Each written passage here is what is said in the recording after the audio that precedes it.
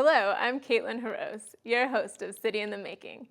In this series, we'll explore the policies, projects, and systems that affect how Denver, Colorado plans for growth and change. The way our city is planned and created is vitally important to our community's health, our well-being, and our productivity.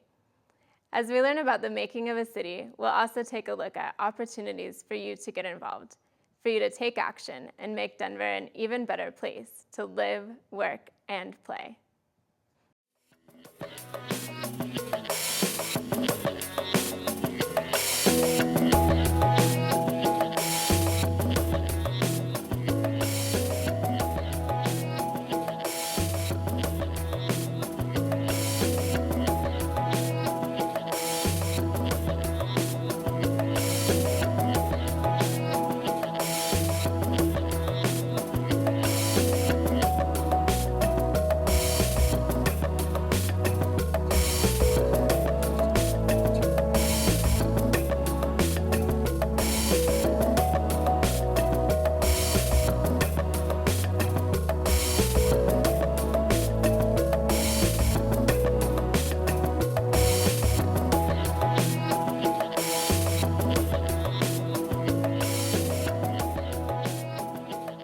Our roads, parks, light rail lines, the sidewalks you walk on, the trails you ride on, the buildings you live in, and the bridges you cross.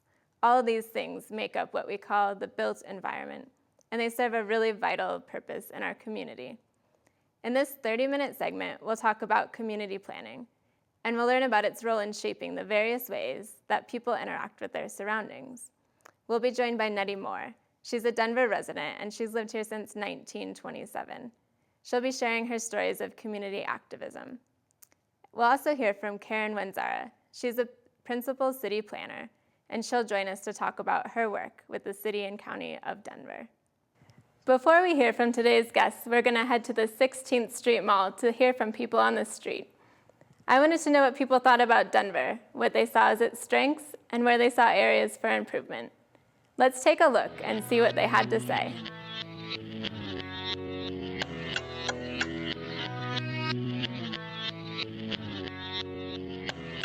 I love the city of Denver. The city of Denver, it's a very friendly city. I work downtown, and I come to the downtown area all the time just because it's very centrally located for athletics, for theater, which we do a lot of. I work down here. The 16th Street Mall is a great place to come and just spend time. The city itself is super clean, and it's actually a pretty progressive city.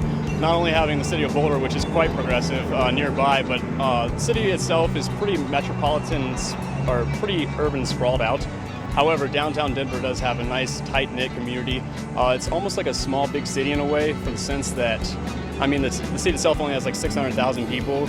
Metro has like 2.5 million, but when you're down here downtown, you run into people, familiar faces all the time.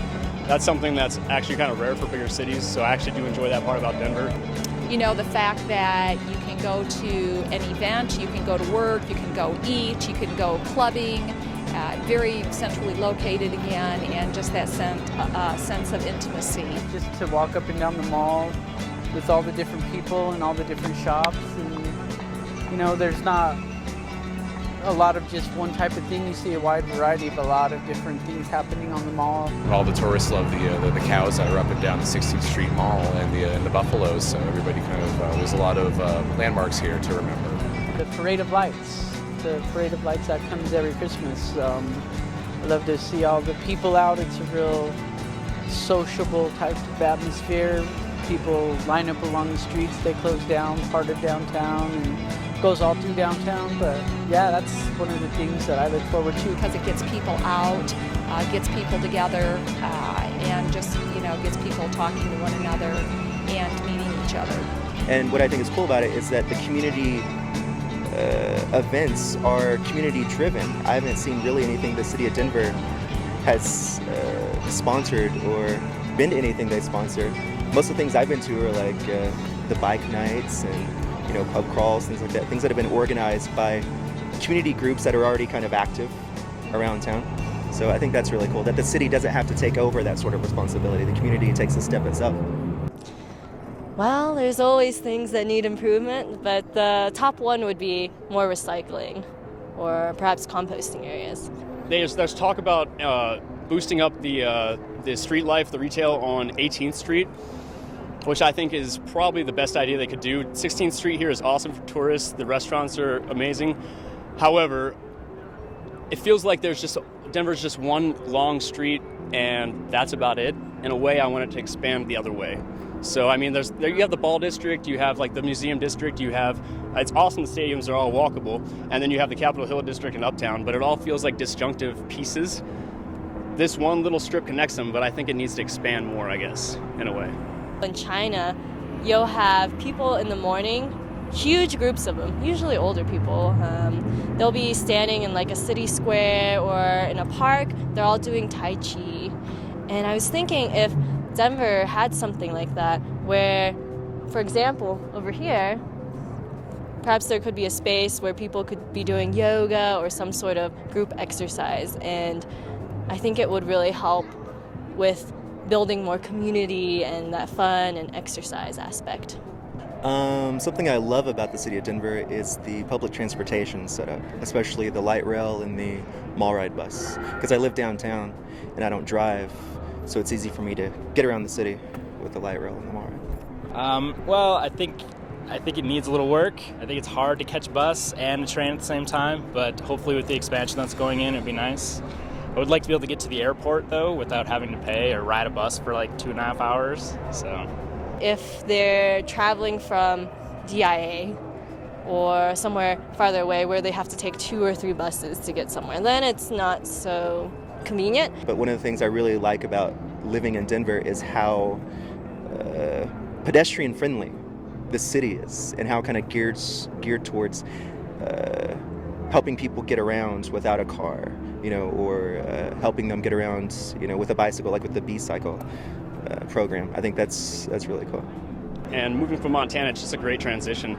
It's got the best of both worlds, a big city life, and 20 miles away you have the mountains, so really good area. I've lived all over both coasts and a little bit in Australia, and it's beautiful here. You gotta love it.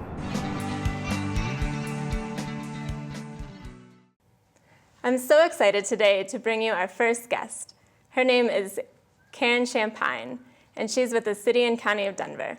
She works as the principal city planner, and she's been there for over 7 years.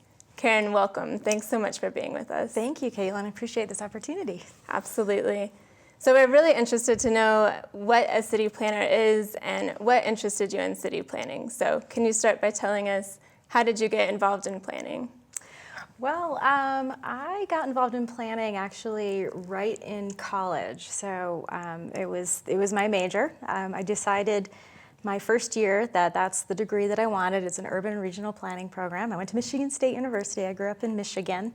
And I just really liked learning about cities and understanding geography and understanding large cities and rural cities. And so I didn't know if there was a career in that. Yeah. But when I went to Michigan State, I looked up the curriculum and there was a program. So I signed up for that and then graduated and started in the private sector and did that for 9 years and made the switch over to public sector, working for a city rather than consulting. Right. I've been doing that for 7 years for the city of Denver. It's been great. That's wonderful. And so what does the day-to-day life of a planner look like? What are you doing? Are you in an office? Are you out on the street? Yeah, well, it's a really good question because we do a little bit of both. We're in the office, we're collaborating with other departments in the city. We work a lot with engineers and architects and a lot of other city staff and city council members and planning board members to collaborate on the vision for the city. But then we're out on the streets meeting with neighborhoods, meeting with business owners and property owners and other communities in the region. Because again, we want to collaborate with everyone to really make sure that we're learning as much as we can and before we set that vision for the whole city or if it's an individual neighborhood. Wow, that sounds like you're super busy. So Yeah. How do you know when that vision is ready? Or what is the process that you go through to set priorities and actually come up with a plan? Well, we always start by trying to get everyone involved at the very beginning of a process. So there's a lot of work just learning an area and learning who's interested and who's available and what are the different perspectives. So we do a lot of just talking and listening to folks and learning about the history of a neighborhood, the current conditions of a neighborhood. You know, what are those current land uses? What are the household characteristics? So we do, you know, a lot of that kind of data gathering, and then we really start to engage with the neighborhoods and property owners, et cetera, on just understanding, hey, looking ahead in the next 10 to 20 years for your neighborhood, what would you like to see change? What do you want to see stay the same? And if there is things that you want to see change, what would you envision? And we do a lot of just kind of talking through that. We show pictures and we just generate that idea. And then we go through a process of writing that up and making maps and doing some great graphics to represent it for people. And then, you know, we check back in and make sure we got it right.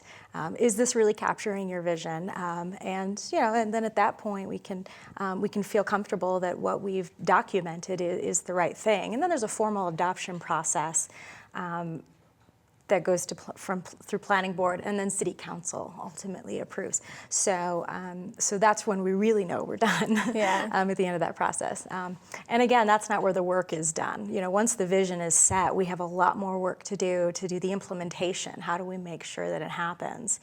And that's when you get into finding money for infrastructure projects, like building the sidewalks that they wanted to see, getting regulations in place to make sure the development looks and feels the way that the neighborhood envisioned. So there's more work to be done after that too. Oh my gosh. So how long are these plans lasting for? I mean, it sounds like such a long process. Is it? The process itself can take a year to even 2 years, depending on the complexity. And that's just for the vision Yeah, creation. just Wow. to get the vision. But it's worth it. It's worth the time. And then, you know, but we look out 10 to 20 years. So you want to make sure you get it right.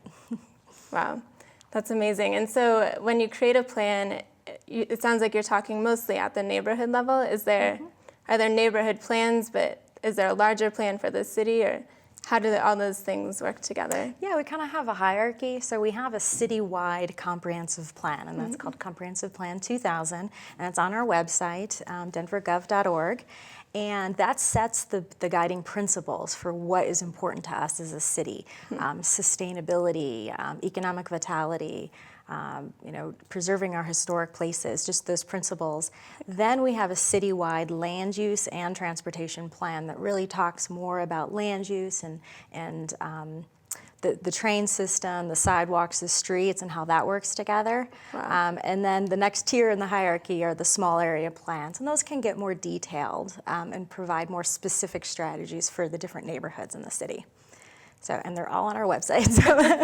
Great. Yes. Well, we'll ask our listeners and watchers to go check that out soon. Yeah. So can you tell me what sort of tools do you use to create these plans? I know you talked about getting out in the neighborhoods and talking to people directly, but is there anything regulatory that actually leads to the creation of a plan that you could talk about? Well, the tool that I'm most familiar with is the zoning code, because we do manage and monitor that document through my department. And so what a zoning code does is it sets forth regulations for what you can do on private property. And it generally focuses on building forms, so how tall the building can be, where can it be placed on the lot. But it also talks about what land uses you can have. So can you do a restaurant? Can you do an apartment building? Can it be a single-family home? And there are some other components too, such as parking, that it covers. But we just updated the zoning code in 2010 as part of a big citywide effort, and that was a big push to make sure that our regulations helped us implement our vision. The code that we had before didn't help us achieve that. It didn't get the right uses where we needed and the right building heights and transitions. So we've just been working really hard since that's been put in place, just to make sure that people understand it and it's doing what it's supposed to be doing. Wow, it sounds like a really powerful tool. So if It's people great, want yeah. to learn more about the zoning code, is that on the website as well? Yes, that is also on the website. There's also an interactive map, so you can plug in addresses and locations, and you can zoom in and you can see. It's all dictated by your zone district. So you've got single unit zone districts, you have multi-unit zone districts, and then you have mixed use zone districts as an example. And then we have industrial zone districts too. Great. And so when people are going to the city department and they're, maybe they have some change they want to make on their property, is that really what they're interacting with, is the zoning code, or is there other aspects of planning that are important to them? The big one is the zoning code. If they're doing construction, there's always the building code as well, but that's a little bit more technical related to construction. But the zoning code is really going to be the document that has a direct correlation to our adopted plans. Okay. And do you have anything that you come across in your work that's just a complete misconception that today you want to come and you want to say, you don't think this anymore about planning? Oh, that's a tough one. I guess the big one is, just the importance of planning. I think that there is a misconception that planning either stalls progress or planning gets in the way of development, or even harms the potential for investment. And in fact, it does the opposite. If you do good planning, you really are setting a stage for the city that you're going to get great projects, great investment, and you're going to realize an even better city. And we use the Central Platte Valley as an example, right downtown, where right now is the Commons Park and right by REI and those great bridges. Yeah. That used to be a pretty rundown, contaminated industrial railroad area, and the city leaders and planners knew that could be a better place. So through planning and a lot of collaboration, we have now what we have today, which is the parks and some great businesses and housing, people living and recreating on the park. That couldn't have happened without planning. So we always want to be very clear that it doesn't get in the way or impede progress. It actually allows for progress to happen in a city. Great, that's wonderful to know. And that leads me right into my next question, which is, for the people watching, what would you tell them is a great way to start getting involved to support this important process in their city and to help get the things that they find really vital to the city and community? How do they get those made, and how do they help you out? Well, that's great, yeah, and we would love to have everyone involved because it just makes for a better outcome. Because we want all perspectives for a city, and especially a dynamic city like Denver. There's a lot of different interests and perspectives. So yeah, we encourage anyone to get involved in any way. It's still a very hands-on, face-to-face approach. You do have to meet with people and talk to people and look at maps and draw things up and really communicate in that way. So we do have a lot of public meetings. We have a lot of great organized neighborhood organizations, so getting involved in your neighborhood organization, coming to public meetings, going to city council hearings and seeing what's going on is a great way. And then any process that we have going on, we like I said, we host public meetings, so we always announce those on our website. So going to denvergov.org is a great starting point. That way you can access newsletters and our Twitter feed and all that great stuff. Super. Well, thank you so much for joining us today. We're so happy to have you with us, and it was a great introduction to planning for us.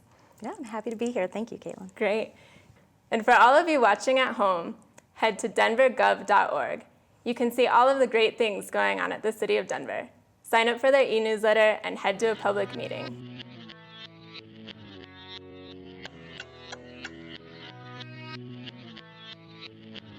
You've probably figured out by now that the making of a city takes you, the residents of the community, coming together with government to make decisions and solve problems. That's why we're asking you to take our community challenge. Each episode will give you something to do that requires you to take action. And this month, we're going to tell you about Denver Arts and Venues. Their new project is called Imagine 2020, and they're looking to create a new arts and culture plan for the City of Denver. The City of Denver's last arts and culture plan was created in 1989, so there's a lot of updating to do. Let's head to their website. It's imaginedenver2020.org.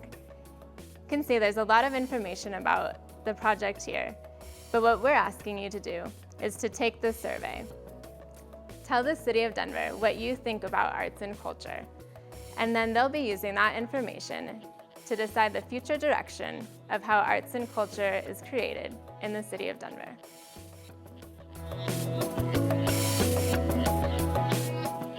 Hi, we're here with Nettie Moore. She's a longtime Denver resident.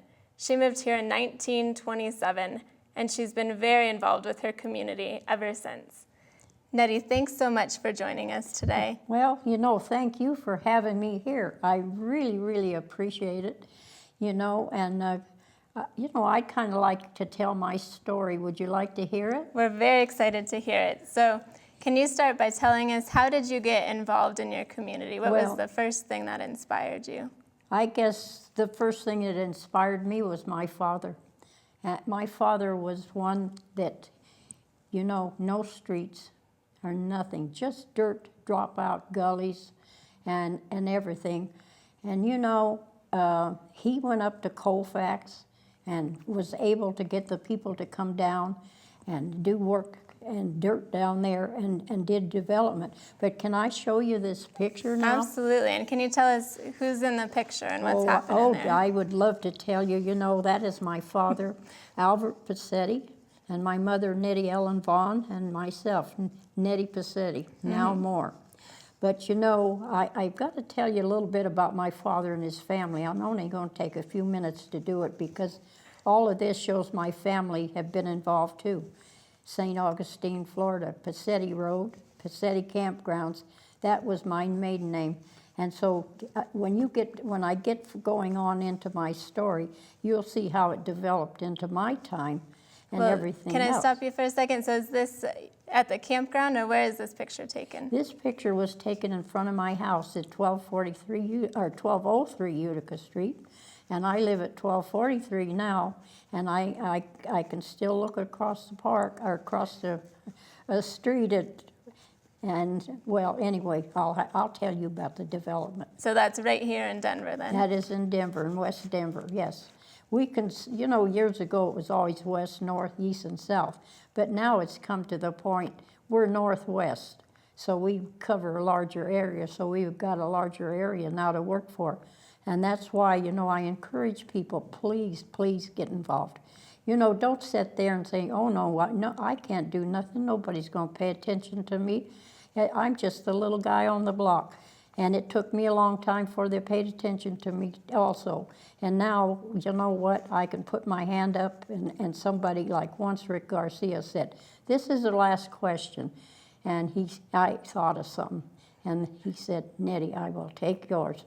So that's how life has progressed and getting things done. So all of you people out there, please, please get involved. Find out where your neighborhood group, what it is, where you can get there, attend the meetings, meet your people that is taking care of it, and everything else, and ask questions and say, please, I have a problem. Could you help me? I really need help. So what are some of the things that you've been involved with that you've gotten help from or taken action on in your community? Well, I got something here I would like to show you. I know you've heard of the light rail development. It was the dream of my life and everything else, a light rail. With the light rail and everything, it gets people from point A to point B. But when they did the first time of trying to get it on the ballot, it was one of those things that people wasn't going for it because it was just Denver. We had to bring in the other people, all the Adams County, Arapahoe, everybody. And so they got involved in everything and thought it was a great idea. But my thing was, like I tell everybody, I had an asthma attack. And I think I about made my maker, but I told him I'm not ready yet. I wanted to see the light rail open up. So 2013, the light rail opened up. When it did, I got to go as a VIP and everything else. And one of the brochures I had at the end of the line, congratulations, Nettie Moore. We got this done today because of you. So my dream was fulfilled. I got to walk up the path home the day they showed the movie at the Sheridan Hotel. You know, this is just a little bit of the accomplishments.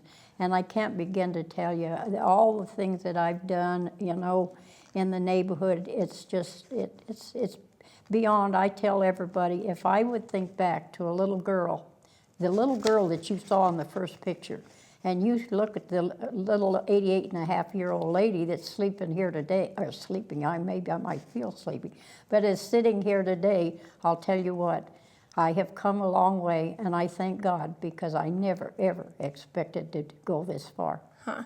That's wonderful. You must be so proud. Can you tell us from these pictures, is this from that ribbon cutting in 2013? Yes, this was from the ribbon cutting, and it was it was so nice because, you know, I didn't mention there was no pedestrian bridges across the park or the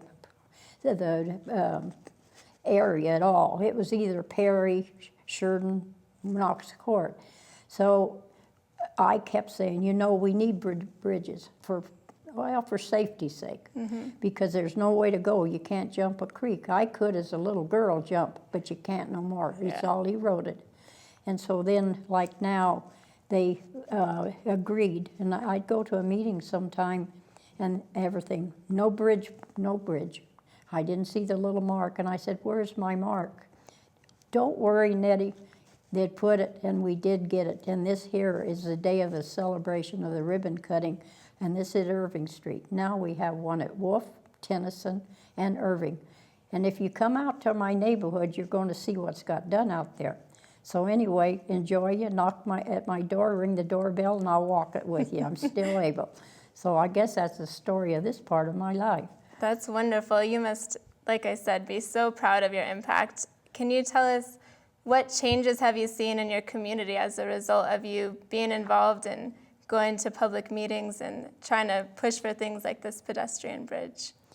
Seeing other people getting involved and people coming out and everything, and when issues come that this is going to bother my neighborhood and everything, so they come within our groups and they'll say, you know, I'm having a problem. What can I do? Who can I reach? Would you help me? We've been able to outreach to people to the development of the neighborhood. Like right now, we're working on the thing with St. Anthony Hospital and everything. We just got done with some of the issues with the Denver Public Library and everything that was on a bond issue. A lot of the things that we've gotten done that people have you know, came in to help has been bond issues. Like for instance, 1 year, you know, we did a thing with the year of the neighborhood, vote for number 1. And there was a yard sign, and I always say, look at the picture up there, that's Kilroy. And one of the Kilroys was me.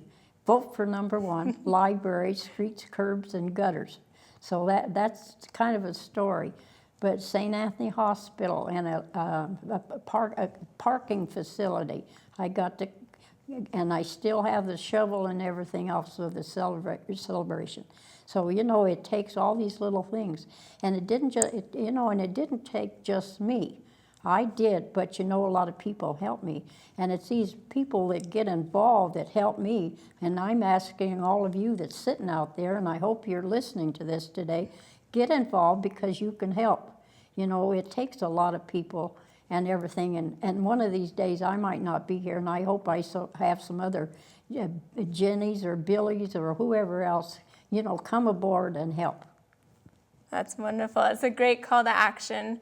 So you have this picture here that says Nettie Moore Playground. Can you show this to us and tell us a little about how did you get a whole playground named after you? That's amazing. When Pena was in office and everything else, you know, he started the first development of the Gulch area.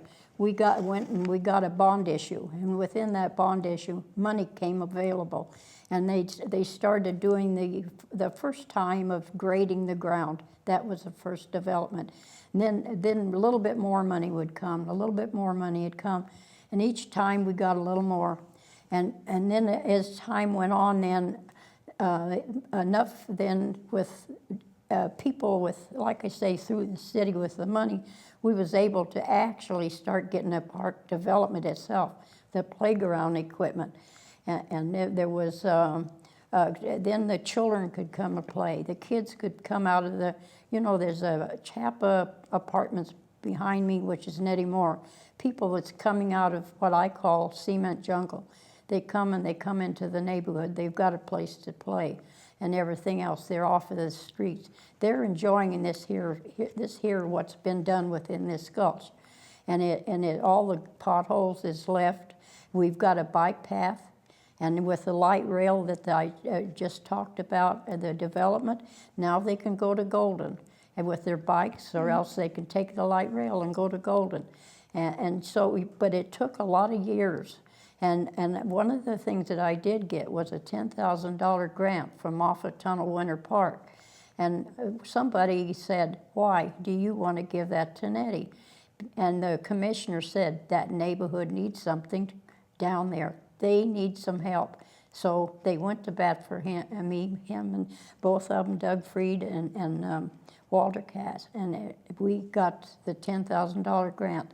So it put in some picnic tables, some benches, and a ring track set, which we don't have the ring track set now because we have a brand new colored, real pretty park facilities now that they put in last year.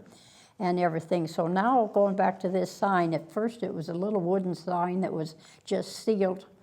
And then the next one was a green painted one. Last summer, Michael Hancock and Susan Shepard, my council person, said, I think Nettie deserves a real sign, don't you? And they said, yes, I think so. And then Scott Gilmore from Parks and Rec, yes, she does. So that's how I got this. That's wonderful. Well, the last question I have for you is you've done so much in your lifetime and you've had an impact in your community. What's the number one reason you would suggest for other people to get involved? And I want to show this picture here. You have Denver's 150 Unsung Heroes. So you've received an award for being involved in your community. Now, why would you tell other people to get involved? Well, I guess I'll just say a little bit about this picture, how it was 150 years of Denver being Denver. And they had people write in and turn people's names in to choose who would be the ones to honor. And I was lucky enough, and everything else. They honored me for all that I've gotten done within the Lakewood Dry Gulch area and everything else. So it just goes to show, we may not get an honor. We may do something, we may be the unsung hero. That don't make no difference. You yourself, you know what you got done. And like I say, that I have honors. And I'll tell you something, when you do something within a community, take notes. When you go to that meeting, take notes. Tell what they said, if they were for something or against it, and maybe they're for it and you're not. And you want to be able to speak up and say, this is why it's going to hurt our neighborhood. Don't do it. Or that would be a good idea. Go for it. So just hang in there and everything else. And someday you'll be walking in my steps, and maybe you'll be sitting where I am today and everything else and telling everybody, thank God for the health that I've kept and everything, and the mentality for an 88-and-a-half-year-old woman to sit here and tell you the story of my life. And you know what? Come down sometimes, see the park, see what it looks like, enjoy it along with me. Wonderful. Well, Nettie, thank you so much for being with us today. It was so wonderful to hear your stories, and thank you again. Thank you for having me. Okay, and for those of you at home, go check out Nettie Moore Playground, Nettie Moore Park, and Nettie says come to our house and say hello.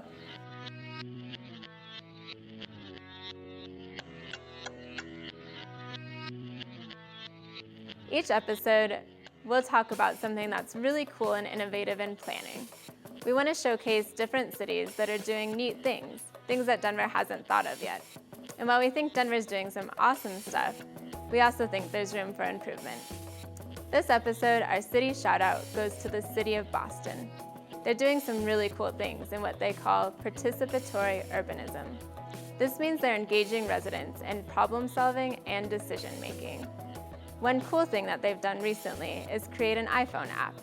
It's called Citizens Connect, and it allows residents to report issues in their neighborhood, and then it helps them organize so that they can work together to solve those problems. One of my favorite things that Boston's doing right now is called City Hall to Go. They've got some great information on their website about it. It's basically a city hall that goes to people in their communities. You know how Denver loves food trucks. So next time you're at the food truck rallies or on Food Truck Row, imagine that you could talk to someone from the city there as well. You could access direct services, and you could learn more about what's going on around town. Pretty cool, huh? Way to go, Boston.